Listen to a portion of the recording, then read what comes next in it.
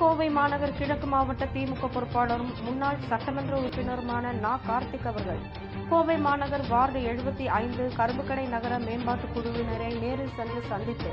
அப்பகுதியினரின் கோரிக்கைகளான ஞானியர் நகர், ரமலான் நகர், பிஸ்மி நகர், இலாஹி நகர், வள்ளல் நகர் பகுதியில் சாலை மற்றும் மழைநீர் வடிகால் அமைத்தல், சாரமேடு பிரதான சாலையில் உள்ள ஆக்கிரமிப்புகளை அகற்றி மறுசீரமைப்பு செய்தல், புதிய தெருவிளக்குகளை அமைத்தல், பாதாள சாக்கடை பணிகளை சீரமைத்தல், மதீனா நகர், ஃபாத்திமா நகர் பள்ளிவாசல் செல்லும் வழியில் உள்ள மழைநீர் வடிகால்களை தூர்வார்தல் உள்ளிட்ட பல்வேறு கோரிக்கைகளை கேட்டு உரிய அதிகாரிகளை தொடர்பு கொண்டு அவற்றை நிறைவேற்ற முயற்சி செய்வதாக கூறினார்.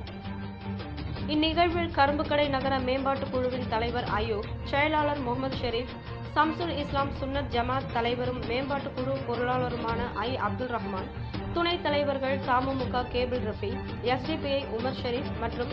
As Khalil Rahman, Haji Meeran Shahid, Abdul Mubarak, TNTJ Amanullah, Barkathullah, Abdul Salam, Ali, Jailabdeen, IUML Hanifa, Singanallur பகுதிக்கழக 3 பொறுப்பாளர் ஷேக் அப்துல்லா மற்றும் திமுக நிர்வாகிகள் பங்கேற்றனர்.